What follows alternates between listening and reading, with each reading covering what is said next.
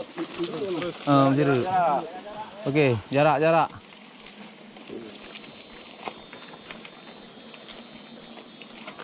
Berikut adalah ringkasan dari Wikipedia. Jarak adalah suatu pengukuran numerik yang Kan aku dah yang buat kah? jauh suatu benda berubah posisi